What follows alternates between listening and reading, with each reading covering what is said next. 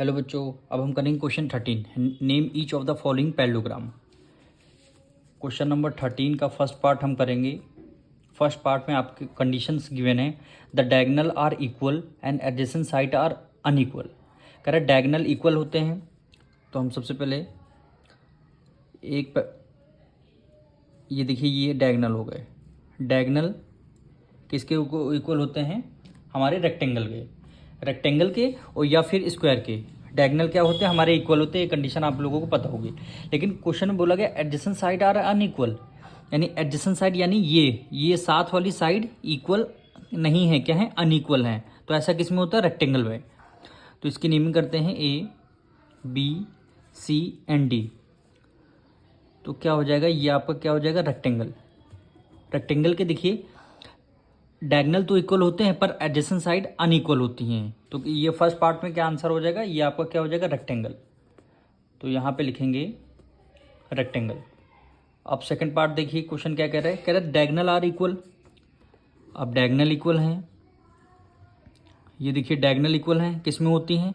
या फिर उसमें स्क्वायर में होती हैं, और या फिर रेक्टेंगल में डायगोनल इक्वल होती हैं। कह रहा है एडजेसेंट साइड आर इक्वल। इस बार बोला एडजेसेंट साइड क्या इक्वल होती है। ये कंडीशन किस में होती है? सारी एडजेसेंट साइड किस में इक्वल होती हैं? स्क्वायर में। स्क्वायर में सारी साइड्स इक्वल होती हैं और डायगोनल भी आपस में क्या होते हैं? इक्वल होते हैं। तो इसलिए क्या हो जाएगा? ये आपका स्क्वायर हो जाएगा। तो यहाँ पे लिख देंगे स्क्वायर। ये आपका क्या हो गया? स्क्वायर हो गया। थर्ड पार्ट देखिए, कह रहा है diagonal are unequal and adjacent side are equal. कह रहा है diagonal are unequal and adjacent side are equal. Adjacent side ये हमने क्या किया था? इसको स्क्वायर माना था। अब थर्ड पार्ट में डायगोनल आर अनइक्वल। डायगोनल किस में अनइक्वल होते हैं? रोम्बस में। डायगोनल किस में इक्वल होते हैं? रोम्बस में होते हैं। और कह रहा है adjacent side are equal. Rhombus की सारी साइड एडजेसेंट साइड मतलब सारी साइड्स क्या होती है? इक्वल होती है। पर डायगोनल क्या होते हैं? अनइक्वल होते हैं। तो ये किस में कंडीशन होगी? रोम्बस में। तो यहाँ पे लिख देंगे रोम्बस।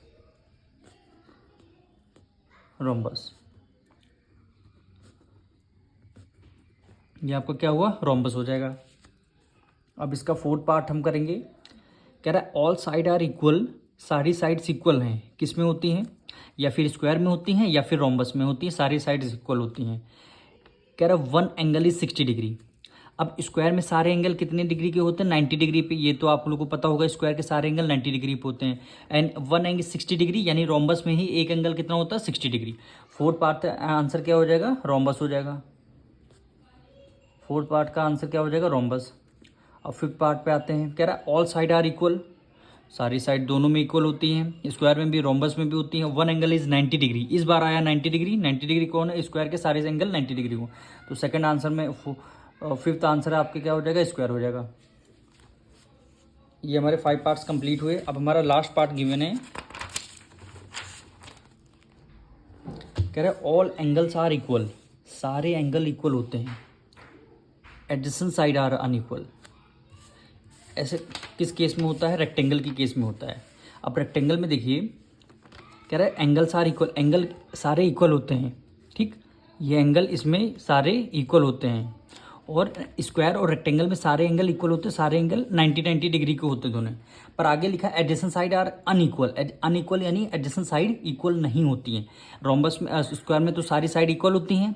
रेक्टेंगल में सारी साइड क्या होती है? अनइक्वल होती हैं। लेंथ ये देखिए, ये सामने वाली साइड इक्वल होती है और ये अपोजिट वाली साइड इक्वल होती हैं। लेकिन क्वेश्चन एडजेसेंट साइड यानी साथ वाली साइड इक्वल होती है? नहीं इक्वल रहती हैं। तो ये आपका 6 पार्ट का आंसर क्या हो जाएगा? ये आपका रेक्टेंगल हो जाएगा। ये आपका क्या हो जाएगा? रेक्टेंगल हो जाएगा। ये सारी कंडीशंस आपको याद करनी है। मिलेंगे नेक्स्ट वीडियो में।